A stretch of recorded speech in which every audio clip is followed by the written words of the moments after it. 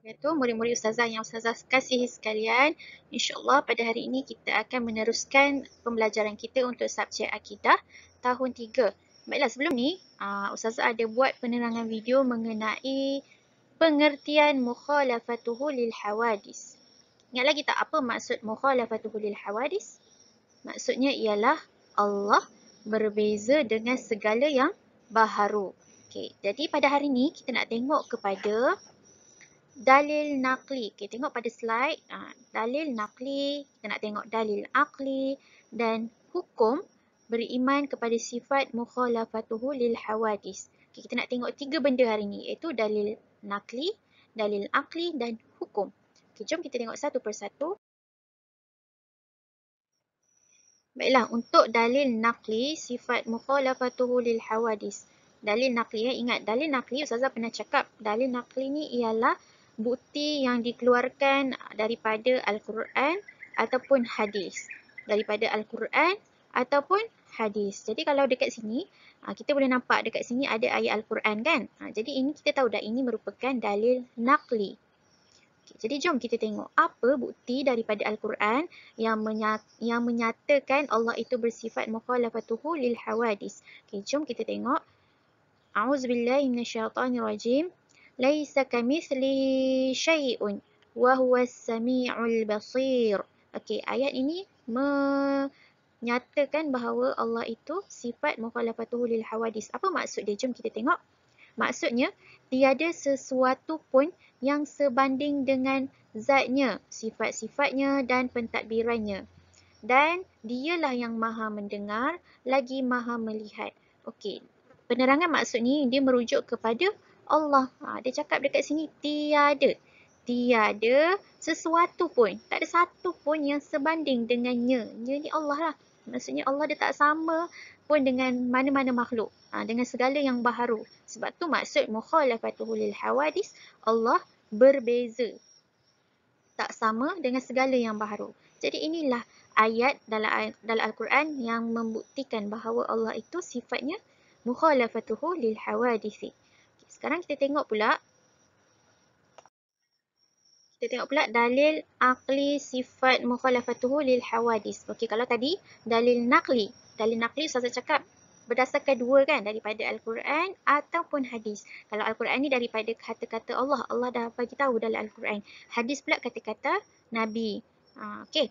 Jadi kalau dalil aqli, okay, tengok dekat sini, dalil aqli ni pula bukti yang dinyatakan ataupun bukti yang datang daripada akal, pemikiran. Sebab kita manusia kan, kita digunakan akal untuk berfikir.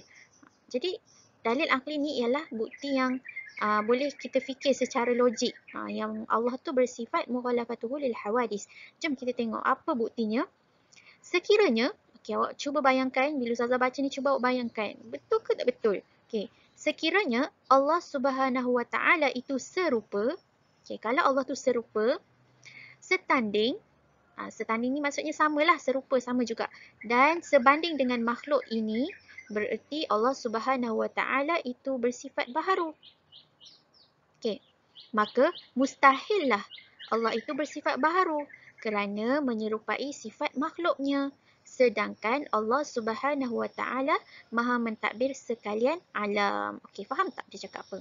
Dia cakap, kalau Allah tu bersifat sama dengan makhluk, serupa dengan makhluk, macam kita ni, kita makhluk Allah kan. Maksudnya Allah itu bersifat baharu. Okey, baharu, ingat lagi tak apa maksud baharu ustazah cerita sebelum ni? Baharu ialah segala benda yang Allah cipta. Contoh, manusia, pokok, tumbuhan, pokok tumbuhan samalah, haiwan, gunung ganang, semua tu. Itu ialah benda yang baru. Benda yang baru Allah ciptakan dekat dunia ni.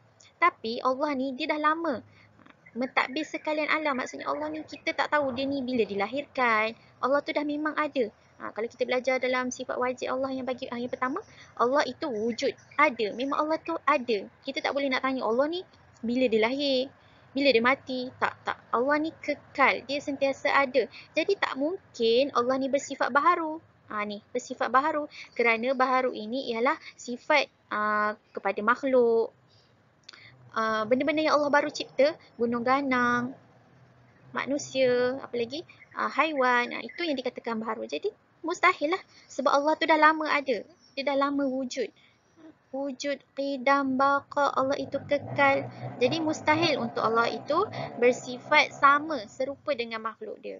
Okay, ini merupakan dalil akli. Kita boleh fikir dengan akal kita. Tak mungkinlah Allah itu sama dengan makhluk, betul tak? Itu yang dikatakan sebagai dalil akli. Awak kena tahu bezakan dalil nakli dan dalil akli. Baiklah, yang terakhir, jom kita tengok hukum pula. Apa hukum kita beriman ataupun mempercayai kepada Allah yang bersifat mukhalafatuhu lil hawadis. Hukum mempercayai sifat mukhalafatuhu lil hawadis adalah wajib. Ingat, wajib. Sebab sifat mukhalafatuhu lil hawadis ni dia dalam kategori sifat wajib bagi Allah. Sebab, ingat lagi tak sifat, kita ada belajar 3 jenis, sifat wajib, sifat mustahil dan sifat harus bagi Allah. Ada 3 jenis. Jadi sifat mukhalafatul lil hawadis dia dalam kategori sifat wajib. Jadi mustahillah untuk kita sebagai orang Islam tidak beriman kepada sifat ini. Kita wajib percaya.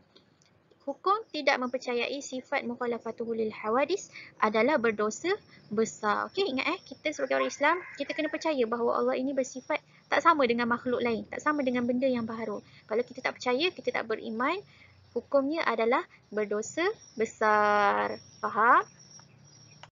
Alhamdulillah. Jadi untuk hari ini itu sahaja Ustazah nak tekankan 3 benda, iaitu dalil nakli, dalil akli dan hukum. Awak kena tahu sebab minggu lepas sebelum ni Ustazah terangkan tentang pengertian. Jadi kalau campur dengan hari ni punya subtopik, ada 4 benda yang awak kena tahu dalam tajuk sifat mukhalafatuhu lil hawadis. Pertama, awak kena faham apa pengertian dia. Yang kedua, awak kena faham apa dalil nakli dia, daripada surah mana, apa ayatnya, fahamkan maksud dia. Yang ketiga, awak kena tahu apa dalil akli bagi sifat ini. Dan terakhir, apakah hukum untuk kita mempercayai ataupun beriman kepada sifat mukhalafatuhu lil hawadis. Okay, jadi Ustazah rasa itu sahaja untuk tugasan. Okay, untuk tugasan seperti biasa, Ustazah nak awak buat nota. Tak ada latihan lagi. Awak kena buat nota dulu, salin nota tu, dan kalau boleh fahamkan apa yang awak salin tu di dalam buku tulis masing-masing. Jadi itu sahaja. Sekian. Assalamualaikum warahmatullahi wabarakatuh.